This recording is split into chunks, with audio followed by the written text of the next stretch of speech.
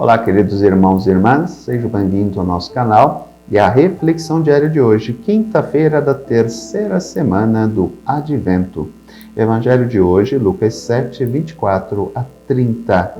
Depois que os mensageiros de João partiram, Jesus começou a falar sobre João às multidões. Que fostes ver no deserto? Um caniço agitado pelo vento? Que fostes ver? Um homem vestido com roupas finas? Ora, os que se vestem com roupas finas e preciosas e vivem no luxo estão nos palácios dos reis. Então, que fostes ver? Um profeta? Eu afirmo que sim. E alguém que é mais do que um profeta.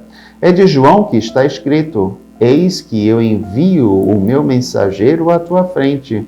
Ele vai preparar o meu caminho diante de ti. Eu vos digo que entre os nascidos de mulher, ninguém é maior do que João. No entanto, o menor no reino de Deus é maior do que ele. Todo o povo ouviu e até mesmo os cobradores de impostos reconheceram a justiça de Deus e receberam o batismo de João. Mas os fariseus e os mestres da lei, rejeitando o batismo de João, tornaram inútil para si o projeto de Deus. Aqui Cristo deixa bem claro a figura de João, né? É interessante observarmos a admiração do povo pela figura de João. João é literalmente um profeta. Ele era literalmente um profeta, melhor dizendo, né? Pelas suas ações, pela sua maneira de vida, pelas suas palavras, por aquilo que ele anunciava, ele vai muito ao encontro dos grandes profetas de Israel. Por isso que ele é comparado, ou melhor, ele é chamado de um novo Elias.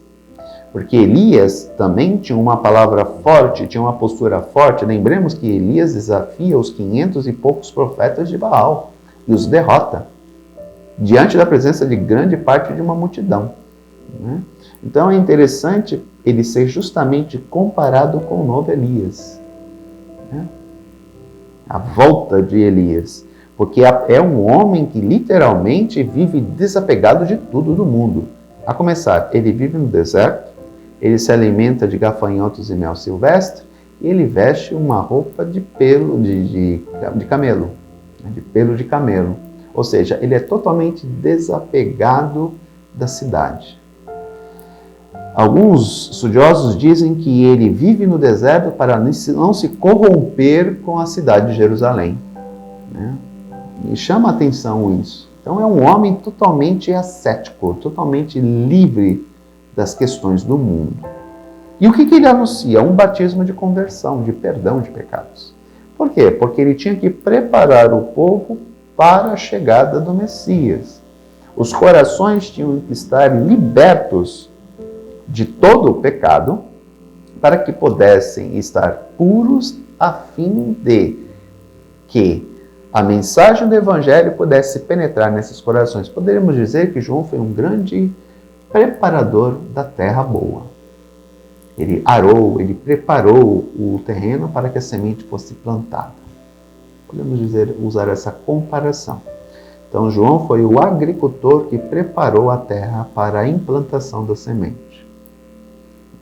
O que é a terra? O coração dos seres humanos. E a mensagem, a semente é a mensagem do Evangelho. Por isso a importância de João. E Jesus deixa bem claro, de todos os nascidos de mulher, ninguém é maior do que João.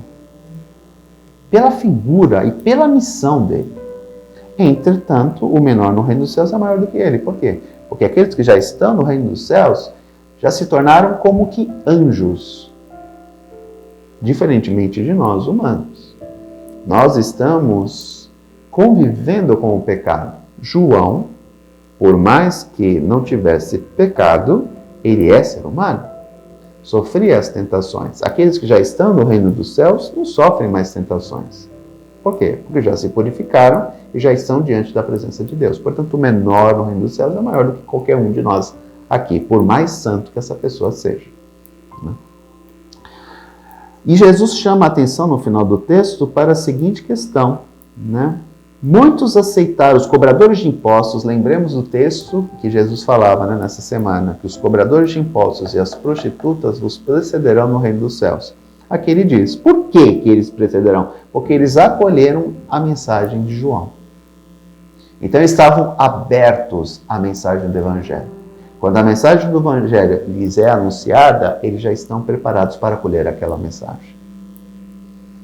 Diferentemente da postura dos mestres da lei, dos fariseus, que veem no batismo de João algo inútil. Porque eles já se acham santos, eles já estão seguindo a lei, já estão no caminho de Deus, então aquele batismo tem sentido para eles, né? Eles são quase que os santos dos santos. E aqui é o que eu falo, que nós devemos sempre tomar muito cuidado com isso. Nós muitas vezes podemos colocar ou apresentar uma postura de santos para os outros e sabemos a nossa intimidade que nós não somos santos coisa nenhuma.